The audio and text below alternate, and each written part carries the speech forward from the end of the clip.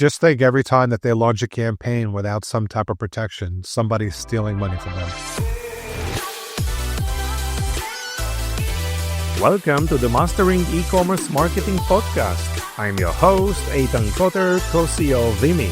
In an era of rising acquisition costs and increased competition, this podcast is dedicated to helping you drive sales, engage customers, and build meaningful communities so you can turn passive visitors into active buyers. Don't forget to subscribe so you won't miss out on future content. Now let's get started with the episode.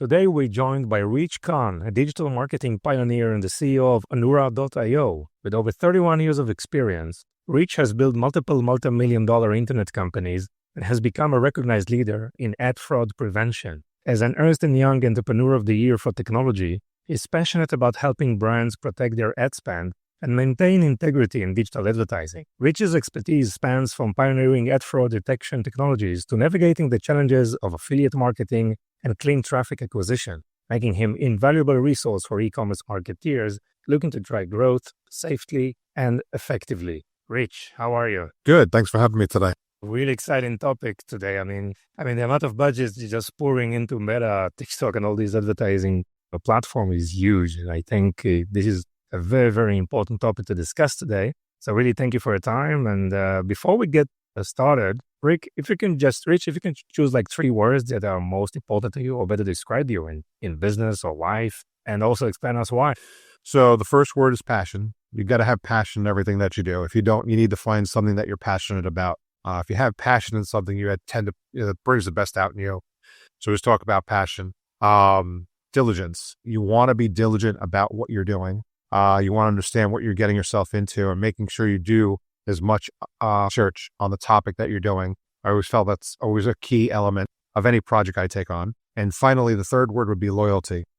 Being loyal to your customers, being loyal to your staff, your partners. Those are just probably 3 words to live by for me. Nice. Maybe the first time is be loyal to yourself, right? That at least what you do is the right thing and you have full passion and belief, and right. So definitely love customers, employees, and also amazing. Great. Thank you for sharing that. So Rich, a lot of marketeers are just building and redesigning marketing strategies to support, the future and what's happening. And there is a specific version of it, which is like fraud-resistant marketing strategy, right? So what are some of the key considerations for marketeers out there when they, design their marketing strategies, and it needs to be proven in a way that fraud is really prevented and it's solid, rock solid on that respect? Well, let's just paint a picture on the size of fraud, because a lot of people, have heard the terms, you understand bots clicking on ads, but they don't really think they're affected by it. So last year as a global society, we spent over $700 billion in digital marketing. So that's all the different channels: search, social,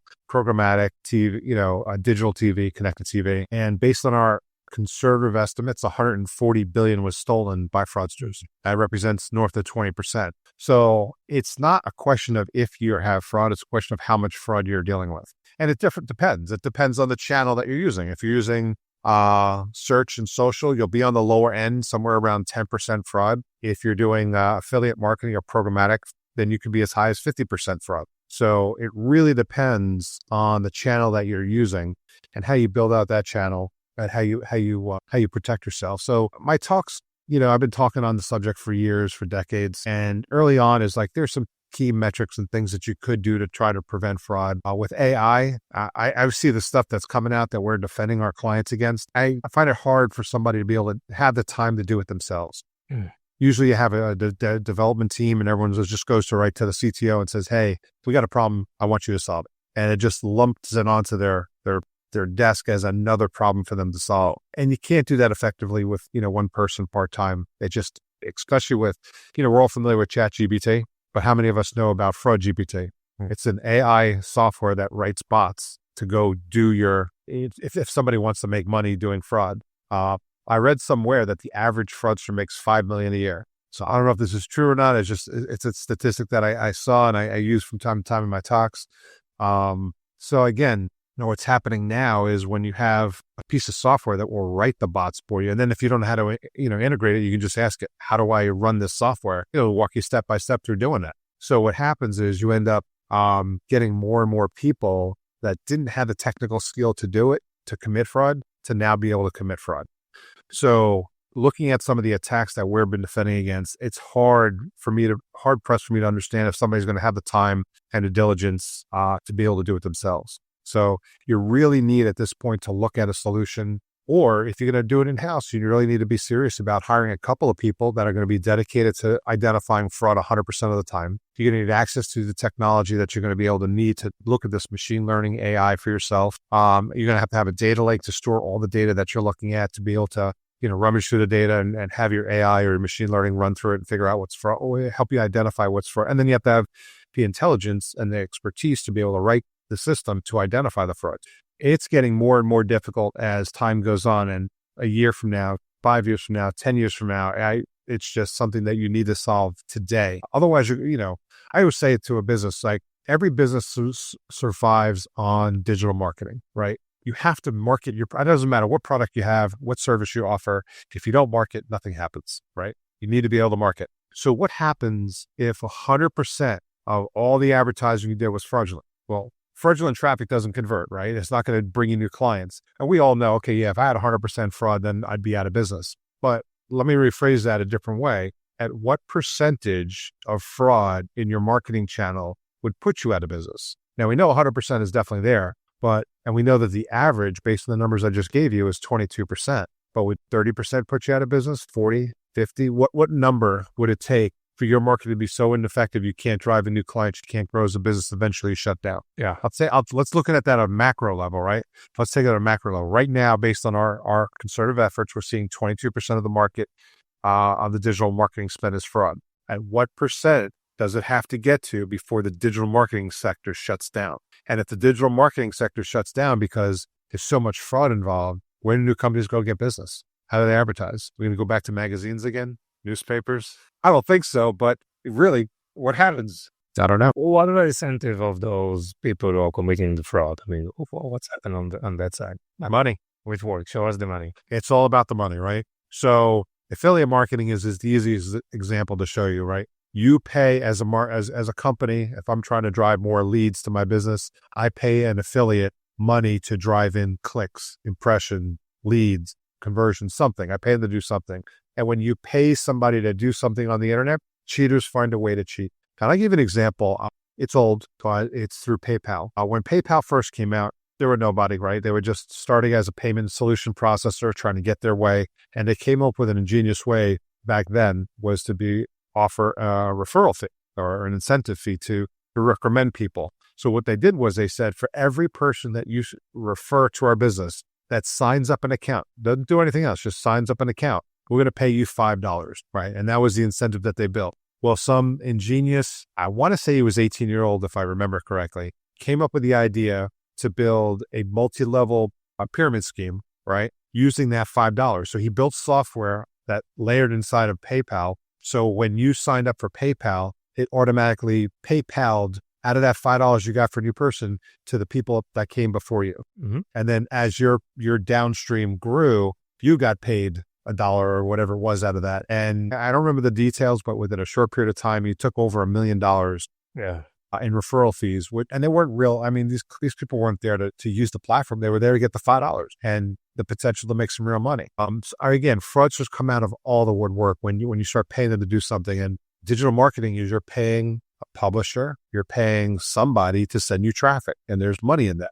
And if you're paying someone to do something, that's how you're going to cheat your system. Yes. Wow. Interesting. So what are some of the red flags that are indicating that, your brand is suffering from IT fraud? It depends on what your advertising is trying to accomplish, right? So let's say, and most people, they drive traffic to the site to either create a sale or create a lead, right? So let's say I'm an insurance company and I want to generate leads of people who want to save money on their car insurance. So somebody comes along, fills out a form, they put Ethan's information in there. They tell me exactly what, give me the name, the email address, the phone number, give me everything. I run it through a validation data checker to make sure all the data matches up. I've got the right phone number, I got the right email before we dial it. And then within seconds, it goes to a call center who picks up the phone and calls. And let's say they use my information, right? So you put Rich Kahn, Middletown, Delaware, got my email address, got my phone number, everything looks good, but I didn't fill out that form. A fraudster just stole my information online and put that information in. So now when they call me, it takes longer to reach me because I'm not going to answer the phone if I don't recognize the number, right?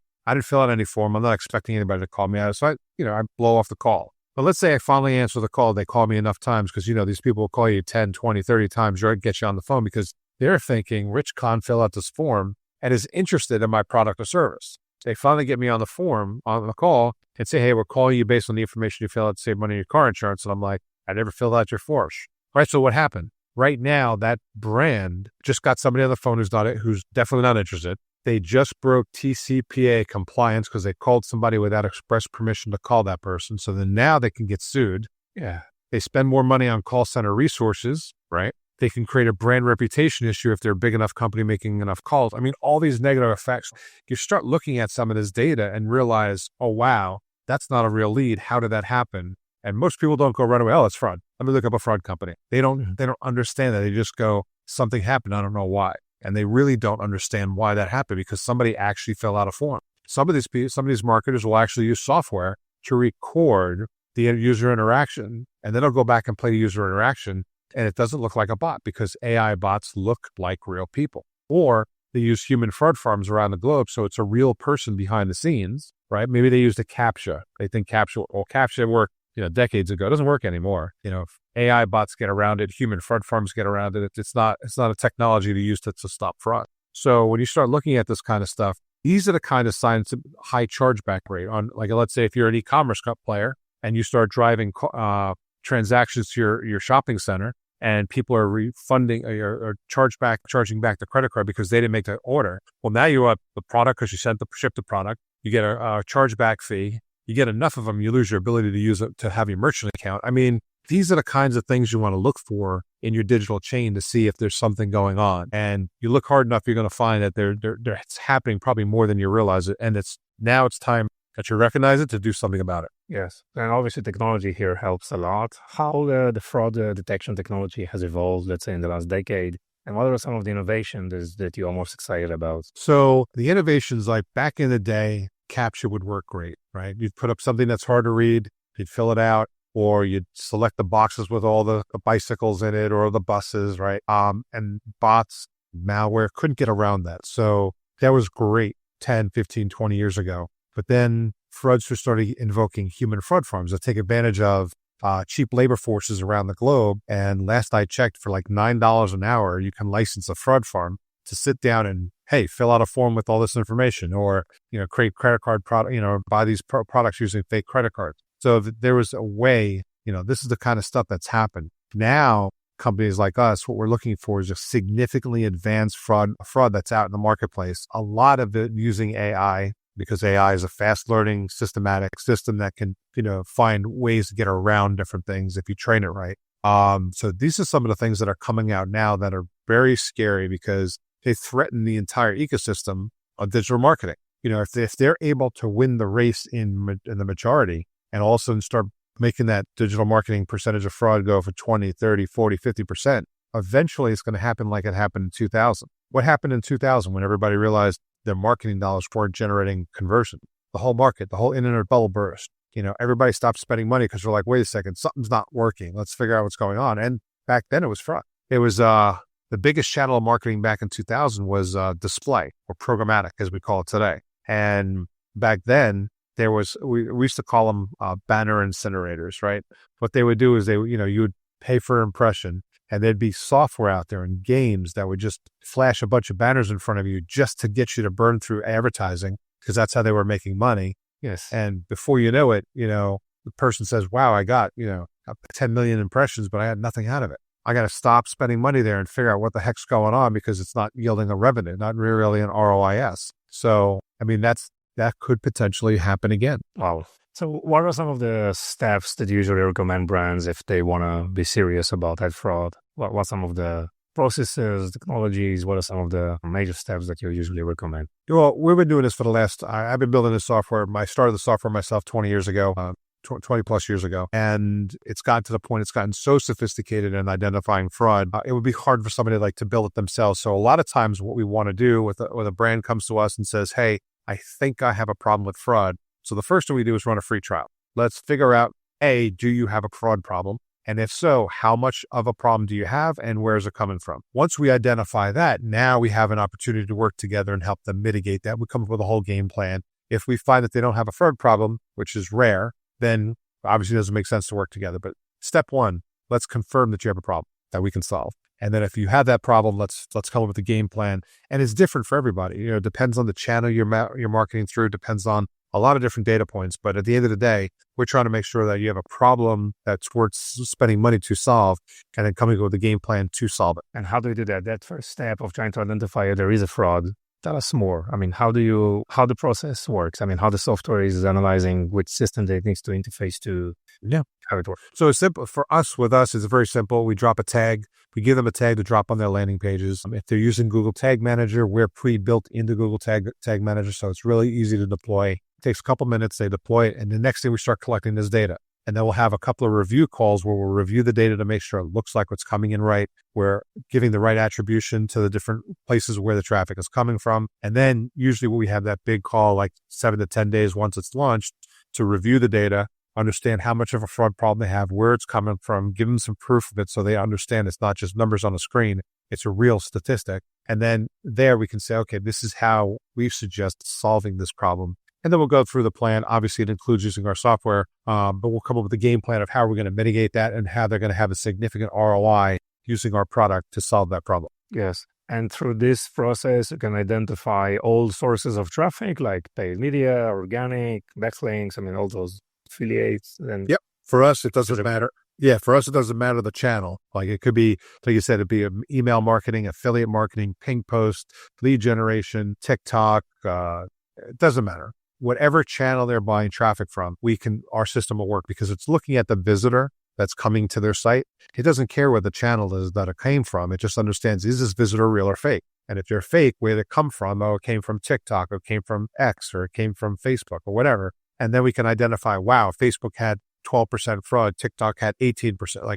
And then we can come with a game plan to mitigate all that. Okay, so how the game plan works? Well, what are the steps that usually the brands needs to take?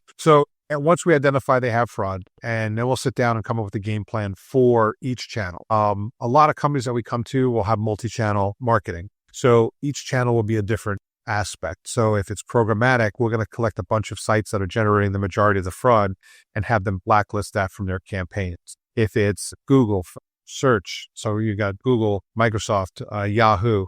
So let's say they're buying traffic from those sources.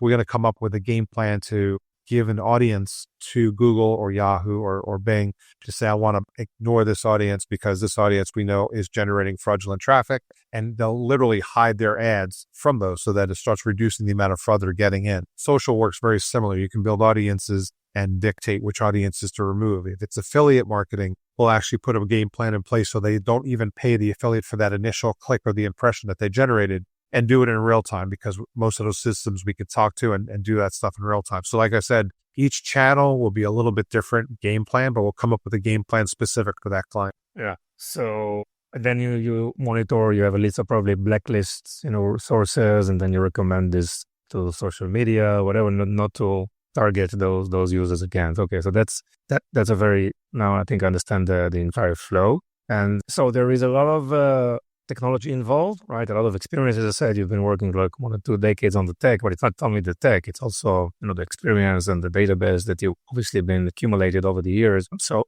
anything else that companies needs to think of, right? When they are designing their campaigns and launching their affiliate marketing policy? Just think every time that they launch a campaign without some type of protection, somebody's stealing money from them. Yeah. So, and that's the biggest thing we try to explain to people. And that's why we do the free trial. We want to show them, this is how much money you're losing. So let's just take a $100,000 a month, digital marketing budget. If I can identify the average is 25% fraud and they have the average of 25%, they're losing $25,000 a month to fraud. Or if I really stretch it, I'll tell people that, people want to know where's fraud coming from. The majority of fraud comes from organized crime. So if you really look at that, if you're spending $100,000 in marketing, you're actually funding organized crime with $25,000 a month. Now, it's a stretch, but you get the point. That you're losing money and you're supporting fraudulent activity in some fashion. So you want to put an end to that. So what's the expectation? Assuming they are following your process, using the technology, what is usually, they're aiming to expect in terms of this reducing this 25% ratio? Yeah. So it all depends on the channel, right? It depends on where it's coming from. It depends on, but generally speaking, we look to cut their fraudulent activity in half in the first 90 days. And then the goal is, let's do it again. Let's cut it in half again. Like our goal is to get them down and then get them protected. It's almost impossible to get down to 0% fraud. Unless you're 100% affiliate-based marketing, because we don't pay them out if they're fraudulent, right? The other channels, it takes building audiences, it takes building blacklists, it takes stuff, but you get them down to a percentage where it's a lot less than it was at the beginning, and then making sure we keep tabs on that, because what happens is, we've seen this happen. Like we'll have a customer down to like say 2-3% fraud, so compared to the way they were 25%, right? Really low, everything's going great. They're like, okay, I don't need you anymore. They shut us off, and 3 months later, they call us back like the fraud's back. Well, of course, you let your guard down, they're going to come back. So it's something that once they start doing, they have to continuously do. A good example is ADT, I think, was famous for this. It was a commercial a while ago where you see somebody, a burglar coming up to a house and about to break into the house, but then they see, protected by ADT, and they're like, oh, you know what? I'm not even going to bother because they make it too difficult. I'm just going to go next door. They don't have protection. I'm just going to go there. And that's kind of like with fraud detection. When they come to your website, they can see if you're running a fraud solution. If you're running a fraud solution and they can't get around it, they go somewhere else. How much, the percentage of overall businesses that are using ad fraud technologies from your experience? I wish I knew, but I did I found an interesting study I read last year that I think said the market cap for anti-fraud solutions like ours was coming up to $1 billion market cap. $1 billion market cap. I think it was last year, and they're expecting by 2028 to be $9 billion. So the expecting of people onboarding this software. Again, if you're going to spend $9 billion to protect $140 billion, is a big ROI there. Sure. So that's kind of what we're looking at. And you mentioned like 50% reduction in 90 days. Obviously, cost of your services in the platform obviously is much less. How do you price the platform? Pricing is based on the number of visitors that we scan each month, and it depends on how much we're scanning.